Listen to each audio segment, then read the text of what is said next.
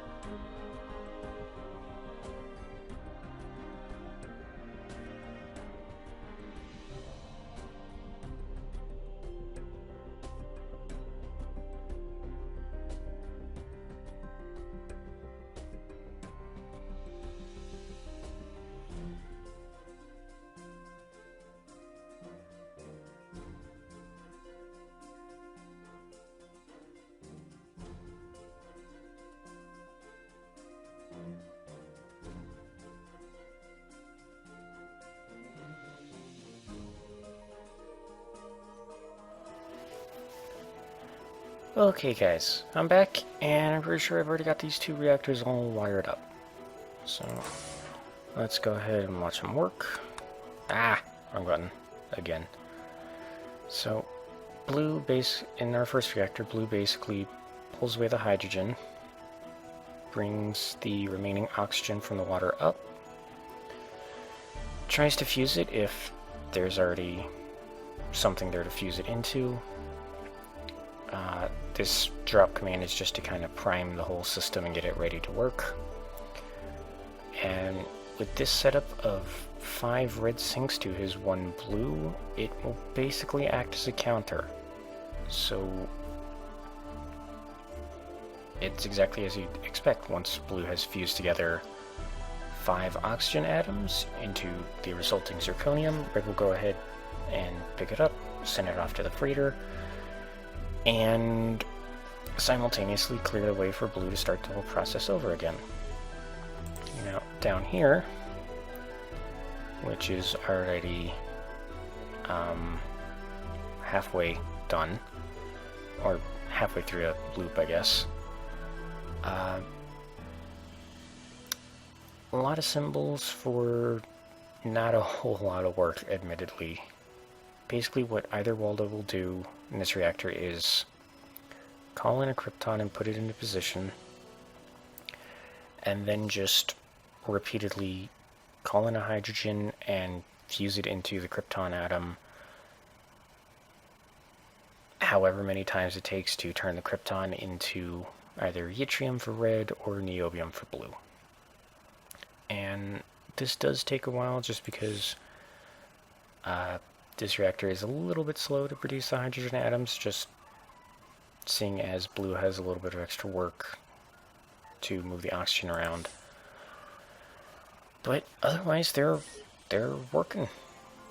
So, not much more to explain here. I'm actually kind of surprised I knocked out a production level so quickly. Let's go ahead and... this level's... I like the simplicity of this level, but at the same time, there's not very much interesting stuff to watch. So how about I just hit speed 4? And there we go. Okay. Oh, I did a challenge and I didn't even realize it. Awesome. Alright.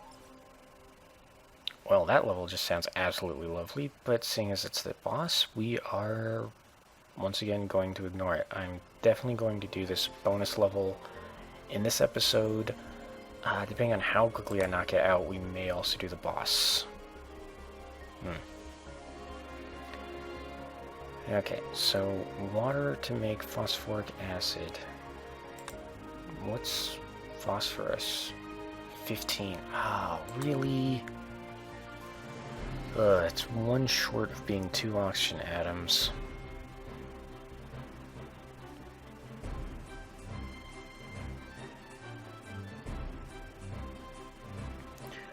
Although, hydrogen is 1, and oxygen is 8.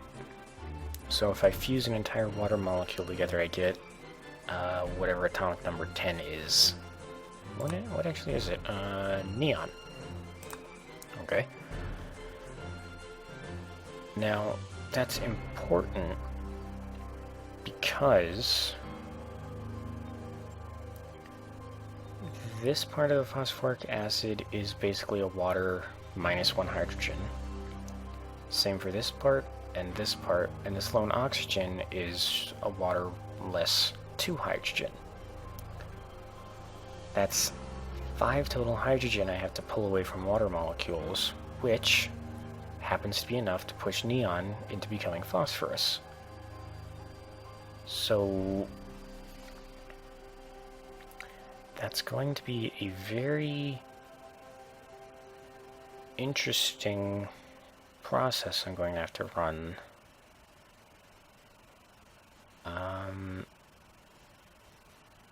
Do I use a sensor reactor to split the water? And like send...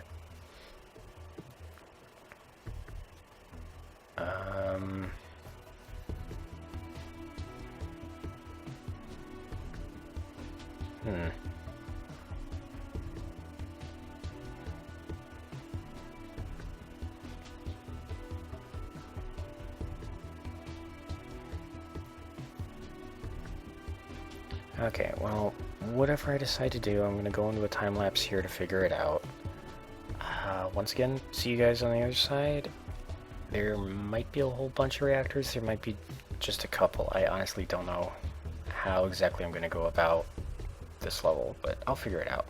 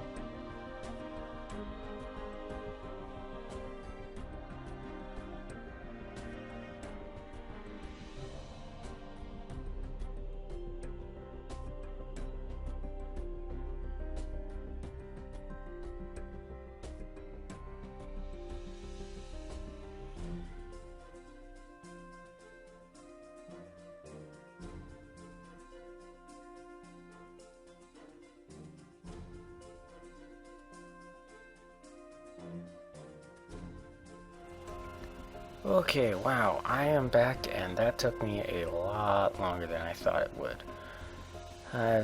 You'll see on screen, right as the time-lapse ends, just how long that actually took me in real time. I'm really not happy with how the end of the solution works, to be honest. This, I don't like. It feels way too complicated. Like, I know there should be a simpler solution, and I just can't think of one. And to top it all off, this reactor can't even put the whole molecule together. I have to send 90% of it and the one remaining non-attached atom into another reactor to finish it off. But, as hideous as the end of the solution is, it should work. So, I'm going to start. You probably saw me test this really quick right at the beginning of the time lapse. Basically, blue calls in water, reorienting its molecular structure just to make it a little easier for the other reactors to handle. Probably don't have to do this, but the other thing is that this gives red enough time for him to sneak through and grab a fifth water before blue can get back around and possibly crash into him. And as you just saw, the whole point of that is that every 4 water molecules blue plays with, red gets to make a neon, and already, what's going wrong here?